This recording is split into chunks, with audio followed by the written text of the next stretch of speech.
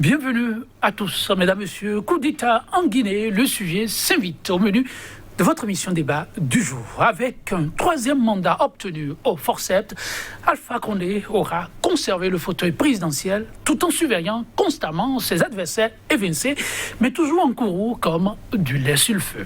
15 décembre 2020, lors de son investiture, il jouera la carte de l'apaisement, appelant ses concitoyens à oublier le passé et à se tourner vers un avenir d'unité et d'espérance. L'idée, peut-on dire, était comme pipi. Les classiques du régime d'inviter ses adversaires à s'apprêter pour la présidentielle de 2026. Mais coup de tonnerre renversé, le 5 septembre, Alpha Condé n'effectuera finalement que 9 mois de son nouveau mandat de 6 ans.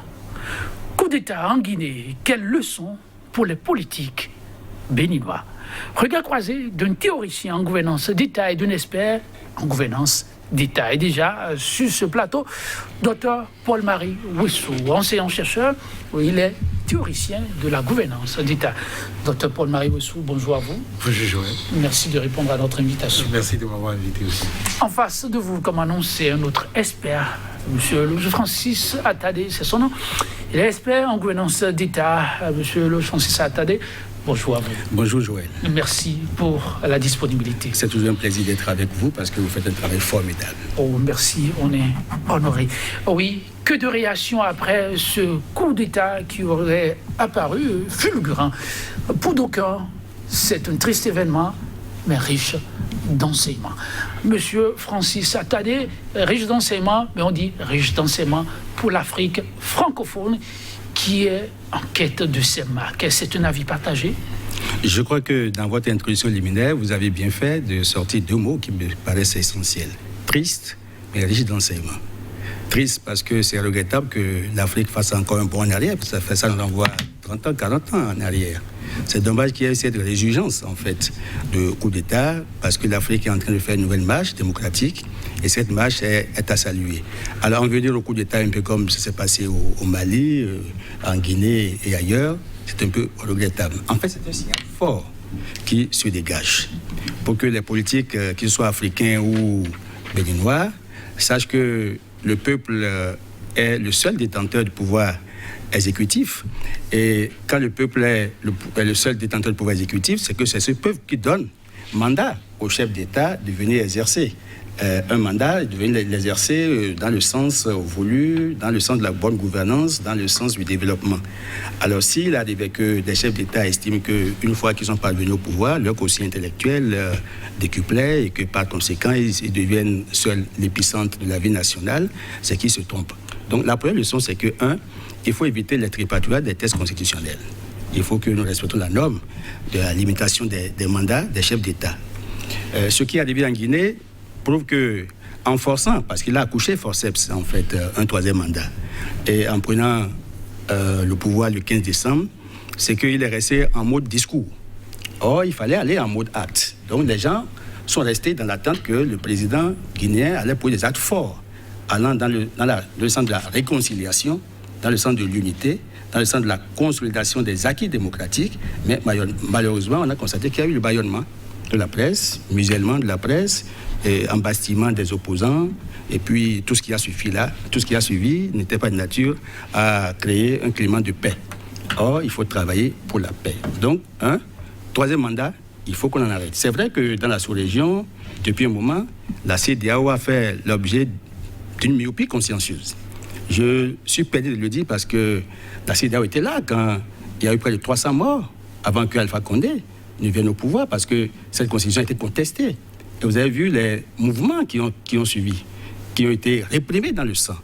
Alors on ne peut pas accéder au pouvoir dans le sang et prétendre pouvoir diriger un État dans la paix, dans la cohésion nationale et dans la convivialité.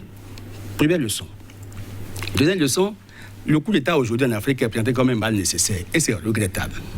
Parce que c'est en désespoir de cause que ça arrive. Un coup d'État, c'est forcément la confiscation de l'appareil politique en violation des textes constitutionnels.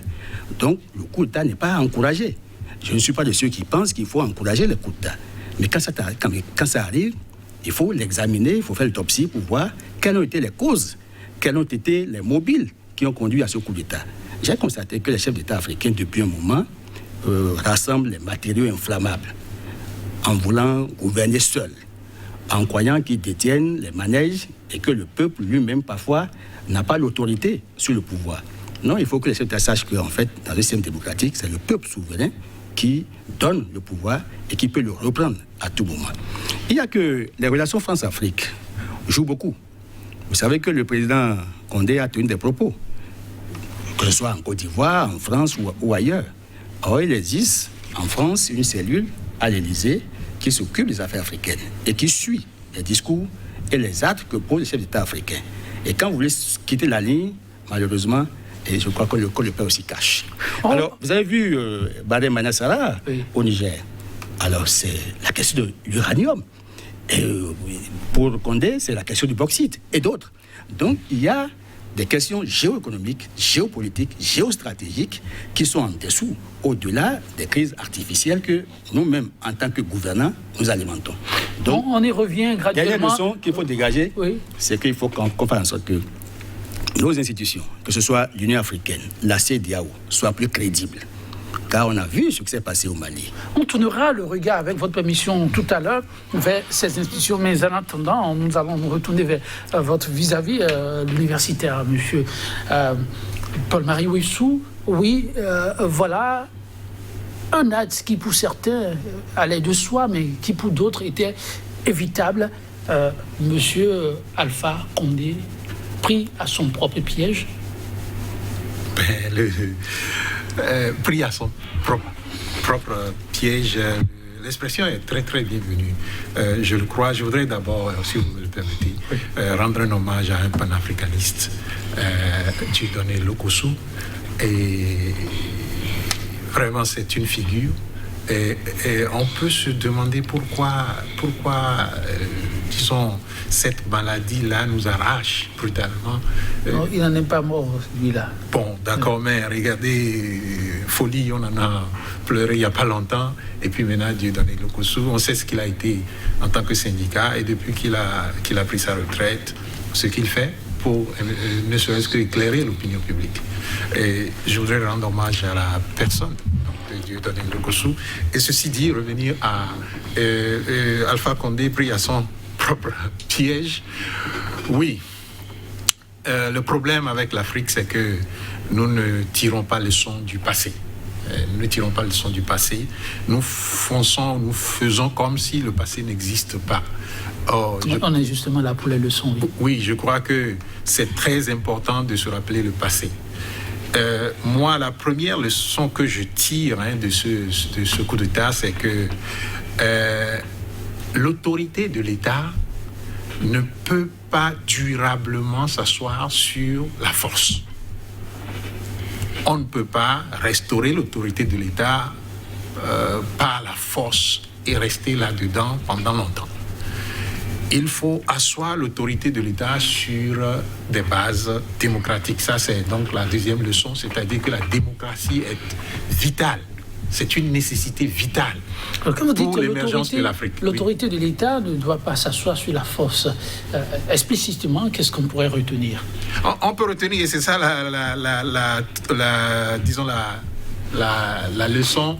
Il faut que l'autorité de l'État soit installée sur le consensus. Vous vous rappelez le débat que nous avons eu au Bénin ici, au début du mandat du président Talon, où certains ont commencé à dire le consensus là, il faut déchirer ça parce que ça ne représente rien. Je crois qu'ils sont en train de voir la réalité maintenant. Parce qu'ils lançaient des propos un peu bizarres dans le temps. La réalité fait surface pour démontrer que l'autorité de l'État doit s'asseoir sur le consensus, pas sur la force. Ça fait 3 exemples en Afrique qui nous prouvent qu'on ne peut pas durablement asseoir l'autorité de l'État sur la force. Le Tchad, la fin tragique d'Idriss Déby. Le Mali, la fin du président, je ne me rappelle pas exactement son nom, et puis maintenant Alpha Condé en Guinée.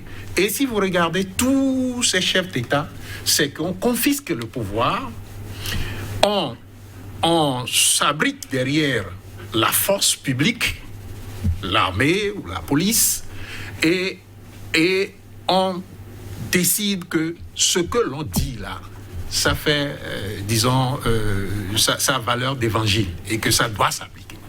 Ouais. Alors, donc, quand on fait comme ça et qu'on se réfugie derrière l'autorité, derrière la force, la force de l'armée, pour qu'on vous déloge de là, c'est nécessairement aussi la force qui doit vous déloger de là. D'où pris à son propre piège. Non, mais ces différents États. Oui, un instant. Okay. Avant cela, avant le mouvement démocratique en Afrique, on a vécu tout cela.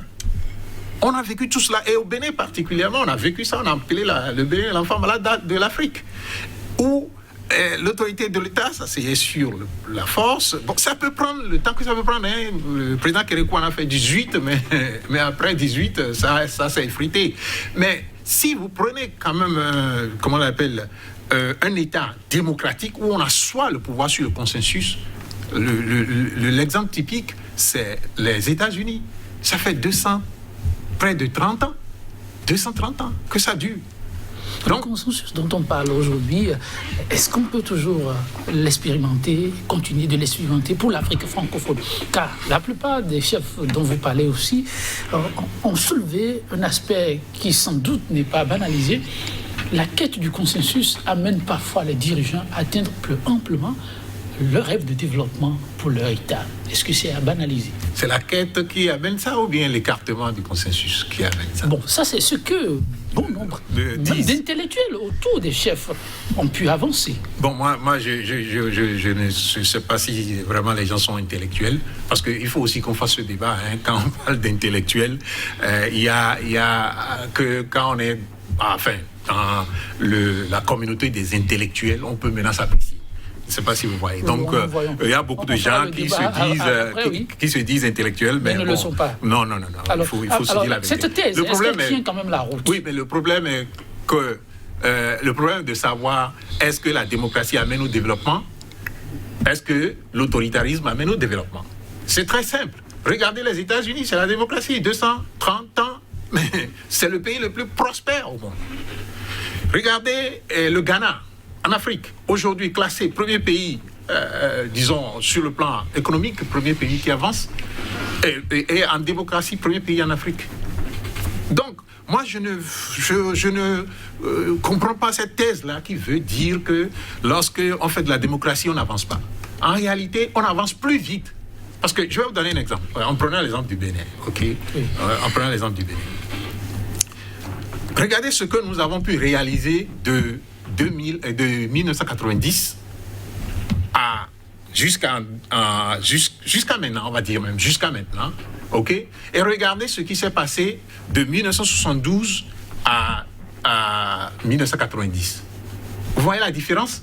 Ce que le Bénin a connu un vrai développement, quoi qu'on dise, hein, entre 1990 et maintenant, mieux que entre 72 et choses là. Donc, c'est dire que quoi? C'est dire que, en fait, le problème, lorsque on est dans l'autoritarisme, le pouvoir est centré autour d'un individu. Les autres qui peuvent apporter quelque chose pour le développement, ils ne le font pas. Et résultat, c'est l'individu qui pense que lui, il peut piloter le système et que tout va aller bien.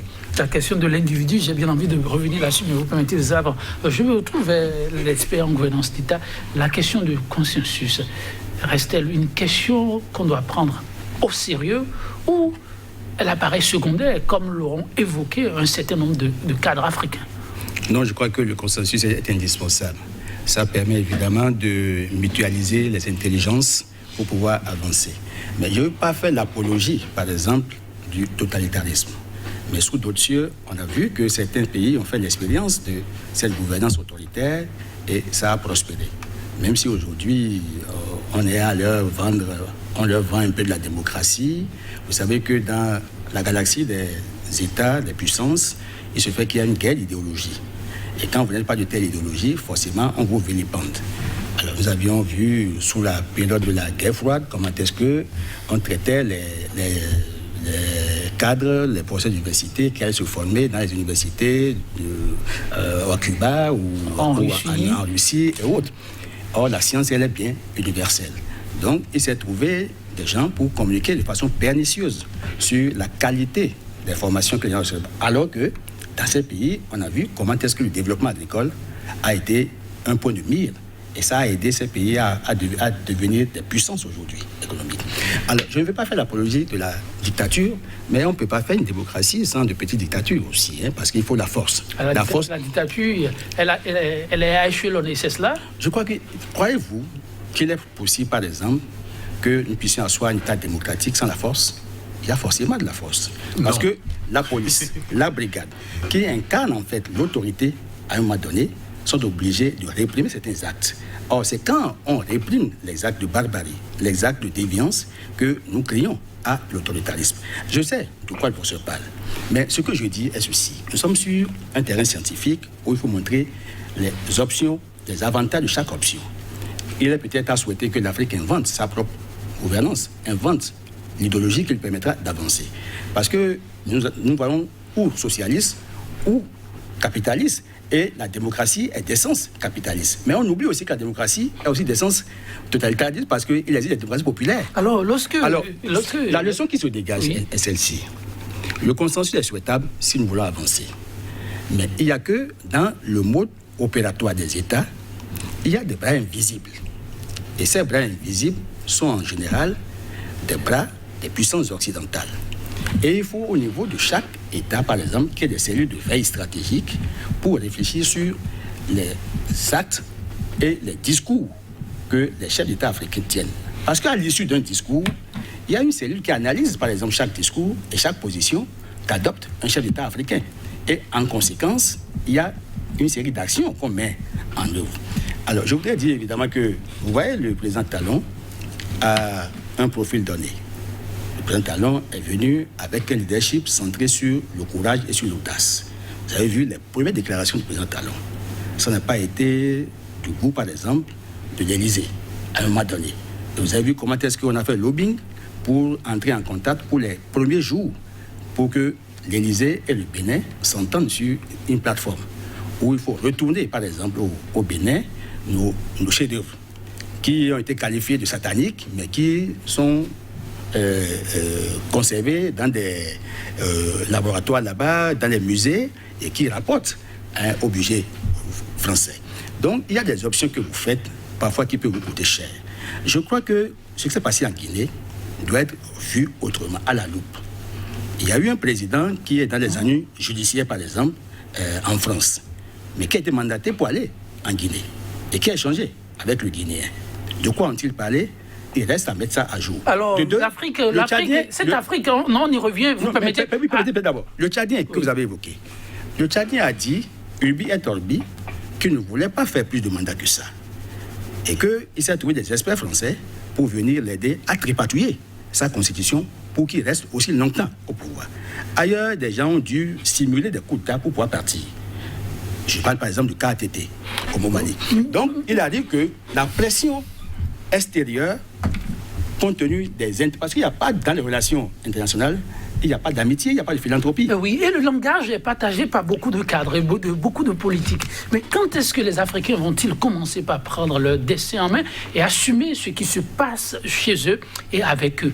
L'Afrique n'est-elle pas en mesure aujourd'hui de pouvoir s'assumer pleinement sans pour autant subir de ces pressions extérieures? La question, je la mets en suspens en entendant votre élément de réponse par rapport à la question d'une petite dose de dictature dans la démocratie afin que la démocratie soit une réalité. Bon, non, il faut faire attention. Il faut faire attention à ne pas faire amalgame, entre la force qui assure, disons, le fonctionnement normal des institutions et l'usage de cette force pour réprimer d'autres personnes, pour asseoir un pouvoir totalitaire, autoritaire. Il y a une différence à faire entre les deux. La différence, elle est que la force...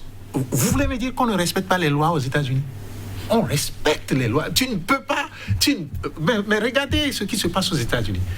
La justice fonctionne à plein temps. Le législatif fonctionne à plein temps. l'exécutif fonctionne à plein temps. Donc, c'est en réalité que la force doit être utilisée non pas pour réprimer des opinions, parce que quand vous vous attaquez à un opposant, c'est que vous réprimez une opinion. OK? Et donc, ce n'est pas pour réprimer des opinions, mais c'est pour assurer la sécurité et le fonctionnement normal des institutions. Donc, moi, je ne suis pas d'avis de dire qu'en démocratie, il doit y avoir une... Il y a, disons, des types d'exercices de leadership, OK, qui peuvent, pour certains, va être un peu rigoureux, pour d'autres, ça va être moins rigoureux, mais en démocratie, regardez un peu comment les Français eux-mêmes qualifient un peu le régime Macron. Ils parlent d'autoritarisme. Enfin, l'opinion publique en général. C'est pour cela qu'il y a eu les gilets jaunes. Ensuite, il y a les mouvements qu'on a connus récemment. Donc, vous voyez, ce qu'il faut retenir, est-ce que les chefs d'État les chefs d'État africains ne peuvent pas, disons, faire de sorte que les puissances étrangères n'interviennent pas beaucoup dans les affaires africaines. Je me rappelle, je vais simplement dire ceci. Vous savez, il est très important que les chefs d'État africains sachent que le consensus, c'est la seule arme qu'ils ont pour subsister sur le plan international. Parce que la souveraineté, elle est internationale. Elle n'est pas une souveraineté nationale, point final.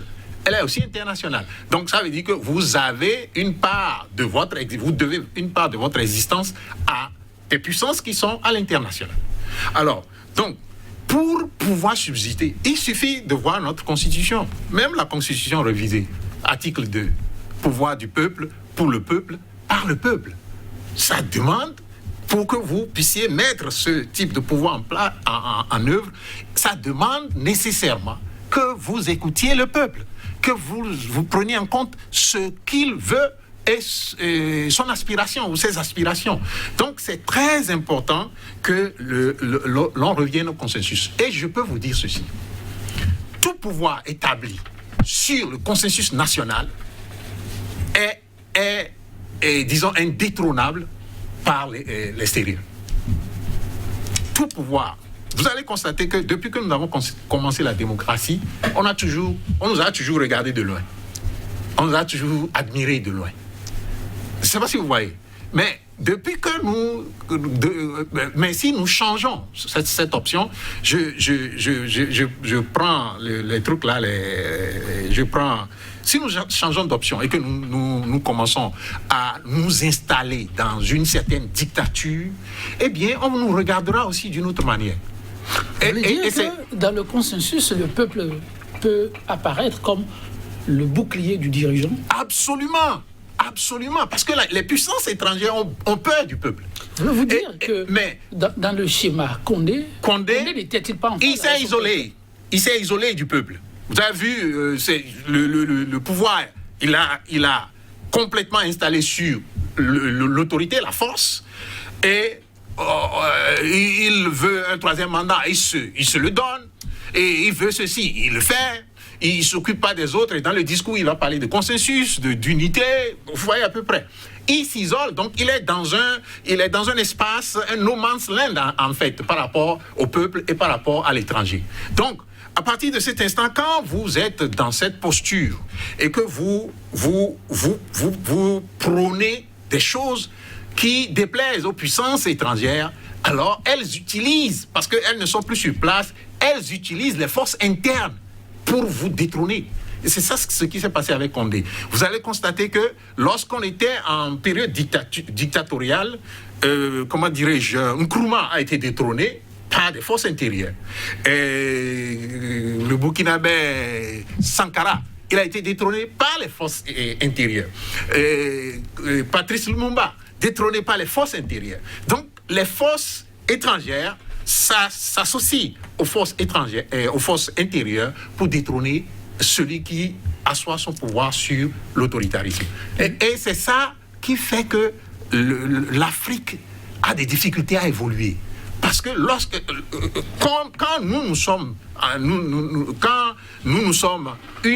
modèle pour les autres en matière de démocratie, vous allez voir, comme je l'ai dit, on a souvent admiré le Bénin. On a souvent admiré ce que nous faisons. Et c'est difficile d'aller à l'intérieur parce que, en fait, généralement, le problème s'est posé aux États-Unis quand on devait, disons, adopter la Constitution. Et qu'est-ce qu'ils ont dit? Ils ont dit, tout ce qui est à l'interne, là, nous ne devons pas permettre que l'étranger ait son mot à dire sur ce que nous faisons à l'intérieur. Mais lorsque nous sommes à l'extérieur, nous pouvons maintenant échanger sur les questions qui nous unissent avec les autres. On va faire alors un peu, comme on le dit, de façon triviale, sur la question, le rôle des politiques, c'est au fait le nœud de l'émission, car il y a tant à dire. On a quand même entendu de ces politiques rapporter qu'en dehors de quelques voix discordantes, le peuple était en phase avec son dirigeant. Alpha Condé pouvait évoluer en rôle libre. Non, je crois que je ne partage pas ça entièrement, parce qu'il faut avouer que... Permettez-moi d'abord de revenir sur les points de vue qui ont été émis par le professeur chercheur.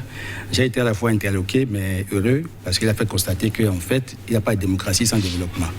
La démocratie sans développement n'est qu'un levier sans point d'appui. Bon, maintenant, pour que la démocratie accouche du développement, que pour la démocratie soit génératrice de développement, il faut que ce soit une démocratie bâtie sur le consensus. Je n'ai rien contre ça. Par contre, je constate que les esprits ne sont pas encore mûrs pour faire certains débats sur la gestion de la souveraineté des États africains. Parce que si vous savez par quel mécanisme les chefs d'État sont cooptés, mis en place et adoubés en France avant de venir exercer, parfois vous constatez que les puissances occidentales s'arrangent. Monsieur Attali, pour ne pas vous interrompre, vous permettez, pour gagner en temps, je vous le promets, nous reviendrons sur le regard extérieur, mais le rôle des politiques, on risque de ne pas avoir suffisamment de temps pour... Que s'est-il passé? Comment peut-on comprendre qu'il y a de ces politiques qui clament à longueur de journée, le peuple vous accompagne dans votre démarche, et qu'après on assiste à une scène comme celle à laquelle on a eu droit, et ces mêmes politiques qui finalement, on ne sait comment, se retrouvent rejetés par ce même peuple? Dans plusieurs cas, c'est que le peuple est pris en otage. Et il y a un travail de sensibilisation et de maturité qu'il faut développer pour que les peuples africains aient la capacité d'apprécier leurs dirigeants eux-mêmes. Parce qu'on leur vend en fait un dirigeant. Et on sait qu'on peut, comme le professeur l'a souligné, on peut instrumentaliser le peuple et quelques acteurs politiques pour pouvoir déstabiliser un système en Afrique. Alors si nous voulons nous-mêmes être nous-mêmes et assumer nos charges et être des gouvernants soucieux du développement des populations africaines, nous devons être en phase avec nos populations et être à l'écoute nationale. Or, dans bien des cas, il est rare qu'on trouve un chef d'État être à l'écoute nationale. Le chef d'État a un agenda, il a un PAG, il veut avancer, et parfois il estime que non, il faut qu'on aille à son rythme. Or, il y en a parmi eux qui ont l'appui extérieur et qui estiment que non, mais tant qu'ils ont cet appui de la France, quand vous allez par exemple et qu'on vous reçoit au perron de l'Élysée et que vous êtes accueilli dans les lambris dorés, quand vous venez, vous avez cette fierté d'avoir un parrain qui vous accompagne. Non, que les chefs d'État africains sachent qu'il n'y a plus de parrainage et que la France-Afrique, elle est finie. Il y a un moment que la France-Afrique a fini. Alors, et dès lors qu'elle est finie, oui, il faut que les intellectuels africains qui sont dans nos universités, qui produisent la réflexion prospective, qui produisent des schémas de développement, il faut qu'on travaille à asseoir le développement sur de nouveaux paradigmes. Et quand on va réussir nous-mêmes à développer de nouveaux paradigmes, en fonction des sources de financement que nous aurons et en fonction du travail libérateur que nous allons développer, parce qu'il faut apprendre au peuple à travailler. Est-ce qu'on peut dire actuellement, qu'est-ce qu'on peut dire pour que ce soit vraiment bénéfique, comme on l'a dit, oui, ce plateau, est-ce qu'on peut dire, le Bénin qui est, semble-t-il, à la croisée des chemins, un second mandat pour le chef de l'État, c'est le dernier, est-ce qu'on peut dire qu'on est sur la bonne pente L'homme l'a dit et ne veut pas un troisième, même s'il y a des voix qui commencent déjà à s'élever. Est-ce qu'on peut dire qu'on est sur la bonne pente ou il faut revisiter un certain nombre de paradigmes déjà? Je me réjouis de ce que le chef d'État lui-même, on peut le prendre à témoin.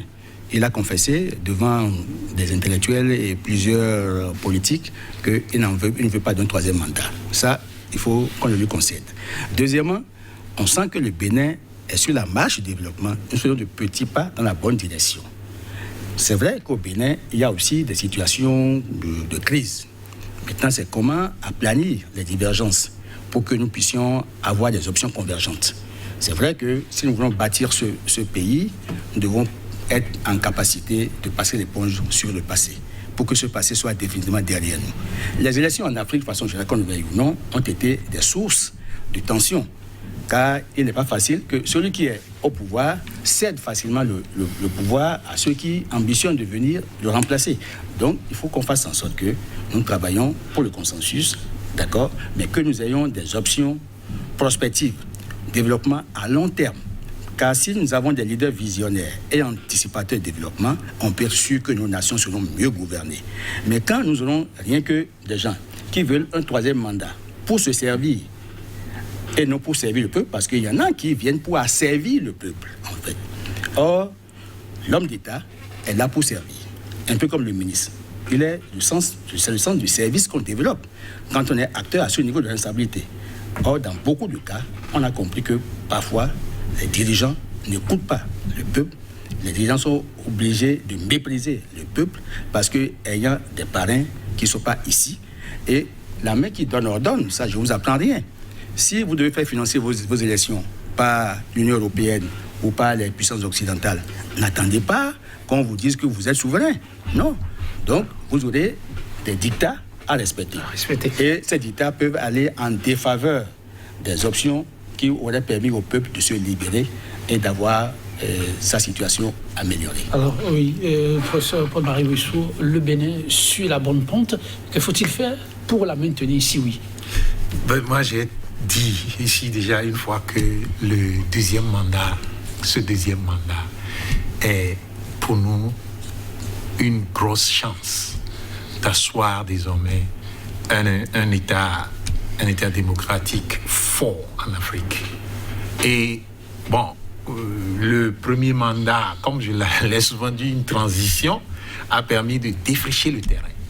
Mais ce deuxième mandat, si le chef de l'État, jusque-là, comme je l'ai dit, il n'y a pas encore des actions qui prouvent que nous sommes en train de mettre en œuvre cela, mais si le chef de l'État fait ce qu'il a dit, c'est-à-dire... Il n'y a pas encore de date qui prouve qu'on est sur la bonne pente, c'est ça? Non, je dis ce qu'il a dit qu'il va faire, c'est-à-dire que désormais notre État va être gouverné sur la base d'une certaine pensée qui regroupe trois choses: la démocratie, la gouvernance et la liberté.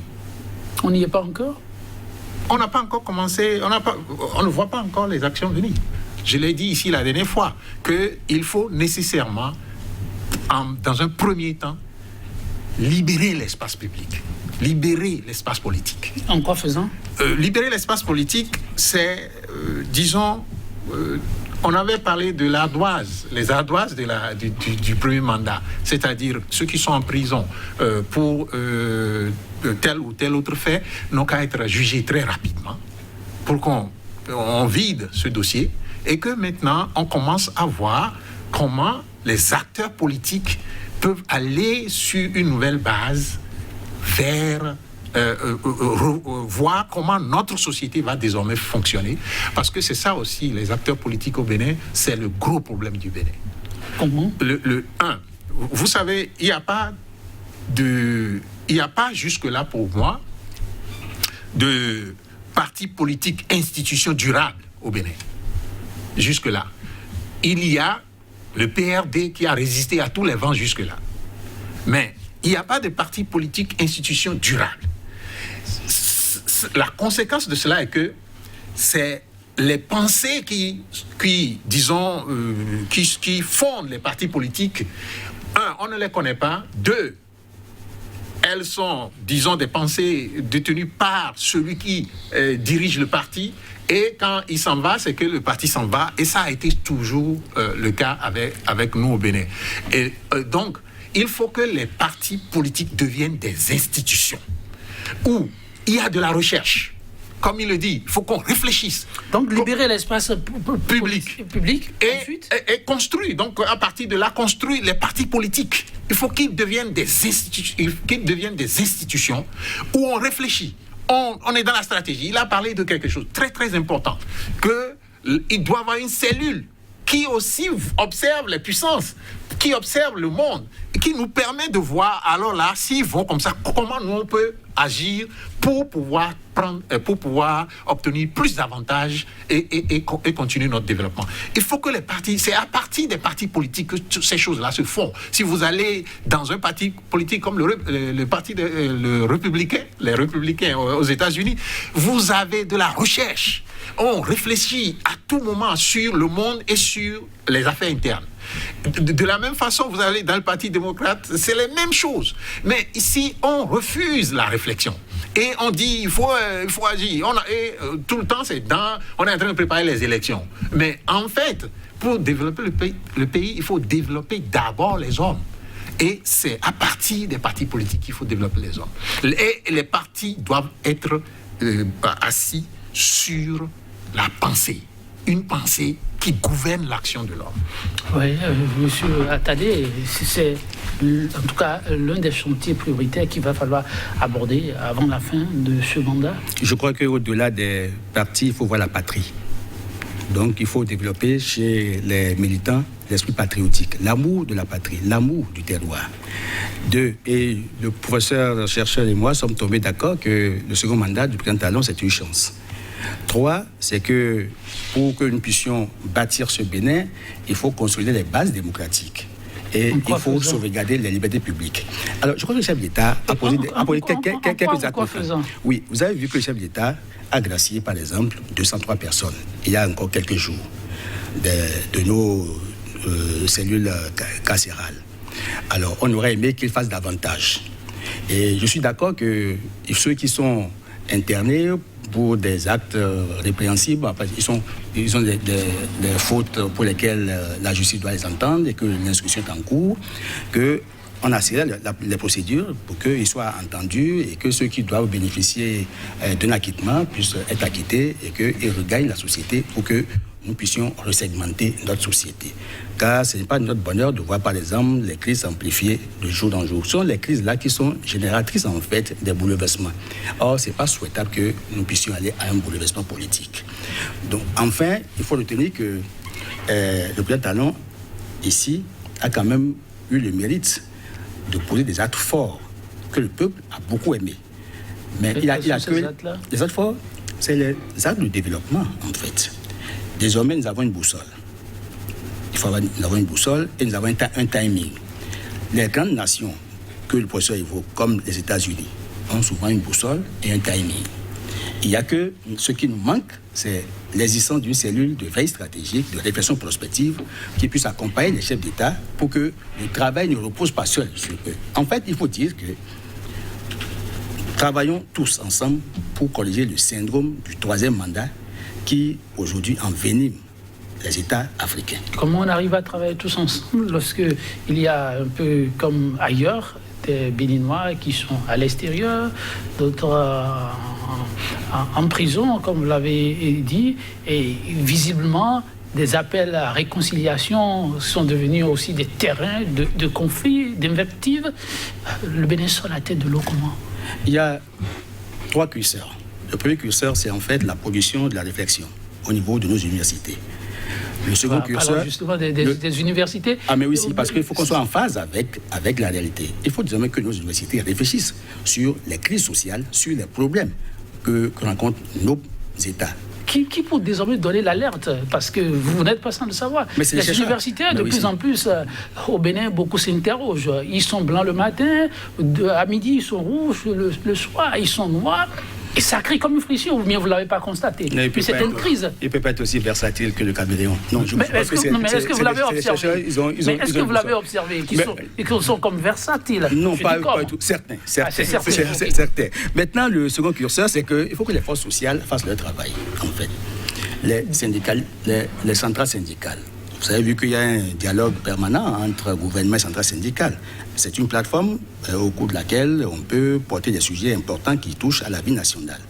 Et il faut veiller à ce que les partis politiques, qu'on veut institutionnaliser en fait, les partis aujourd'hui, qu'on le veuille ou non, sont presque putréfiés. En dépit des réformes qui sont courageusement mises en œuvre, on sent encore que les hommes n'ont pas changé. Et c'est regrettable. Et j'ai dit partout c'est le problème des hommes. Mais oui, c'est les hommes. La situation actuelle des formations politiques, c'est le problème des hommes. Mais oui, c'est les hommes. Alors, l'université, c'est le problème des hommes. Je suis totalement d'accord avec ça. Alors, que répondez-vous à ceux qui pensent que c'est le problème des types de tests qu'on a? Non, ce n'est pas le type de tests. Les tests dont le Bénin dispose aujourd'hui, c'est à la perfection. Mais écoutez, la constitution du Bénin, 1990, a-t-il dit qu'il faut créer un État corrompu? Il n'a jamais dit ça. Mais qu'est-ce que nous avons fait? À la fin du mandat du président Yahi Boni, qu'est-ce que nous avons tous décrié? Des concours frauduleux, des choses comme ça. Or, le problème, c'est les hommes. C'est les hommes. Et on fait comment avec les hommes? Bon, voilà. C'est le pan le plus important qu'il faut attaquer. Et j'espère que le président va attaquer ce pan-là. À travers ce mandat. On n'a pas encore attaqué ce plan. Non, l'éducation, les médias. Vous voyez nos médias, regardez nos médias. Vraiment, c'est ahurissant. Nos médias ne nous représentent pas. C'est ça le problème. La faute à qui? La faute est justement à nous tous, et surtout à l'État. L'État doit encourager un certain nombre de secteurs. Les médias doivent refléter le Bénin. Je ne veux pas dire qu'on doit mettre que ce soit les Béninois sur l'écran et puis c'est fini, quoi. Mais écoutez, la production de films là, vous regardez comment vous regardez les films étrangers, ça forme la pensée, ça formate la façon de voir le monde. Vous regardez aujourd'hui nos enfants, vos enfants, mes enfants, les enfants de Monsieur Attadé. Ils regardent tous les dessins animés. Ils regardent tous, et ils regardent les dessins animés plus que nous. Et qu'est-ce qu'ils voient dans les dessins animés? C'est la pensée des autres. C'est la pensée des autres. C'est pas la pensée béninoise. Notre pensée, notre façon de voir le monde. Monsieur Paul-Marie Wessou, 5 ans, ça court très vite. Alors, en urgence, que pensez-vous qu'il faille faire? Mais ce qu'il faut faire, c'est de mettre en place les piliers de ce qui va se passer demain. En énumération, et vous concluez? En énumération, on a d'abord commencé par parler des partis politiques. Je crois qu'un pas, et il faut le reconnaître, un pas a été fait. Nous avons dit énumération et vous concluez. Du point de vue économique, un pas a été fait, ok? Mais ce pas n'est pas suffisant parce que, comme vous l'avez évoqué, il y a des gens qui sont dehors. Et ces gens sont aussi des forces économiques. Et d'ailleurs, toute la diaspora est une force économique. Comment nous l'intégrons dans notre... Votre conclusion? Non, ma conclusion est que le débat est trop court. Vous savez que le temps sera court, c'est votre faute. Il faut gérer au mieux. Oui, votre conclusion? Non, je crois qu'en fait, il faut faire confiance aux politiques béninois. Et la situation qui s'est produite en Guinée interpelle les consciences africaines, mais aussi l'intelligence africaine. Et enfin, il faut qu'on sache que le pouvoir n'est pas éternel et que ceux qui doivent venir exercer le pouvoir ne peuvent pas dire qu'ils vont rester au pouvoir ad vitam aeternam, parce qu'en voulant s'éterniser ou se fossiliser au pouvoir, pratiquement, ils ne servent plus. Le peuple, il finit par servir leurs propres intérêts. Et là, ils ne rentrent plus dans l'histoire, ils ne sortent pas la petite porte. Merci à vous, monsieur Francis Attadé. Merci également à vous, docteur Paul-Marie Wessou, chers téléspectateurs. On va s'en arrêter là. Il y a tellement à dire, ne vous en faites pas. On y reviendra. Maurice Massonnet, pour nous fausser compagnie. Chaque jour est une occasion, dit-il, rêver pour changer le cours de votre histoire. En bien ou en mal, cela ne dépend que de chacun. Prenez soin de vous et à très bientôt.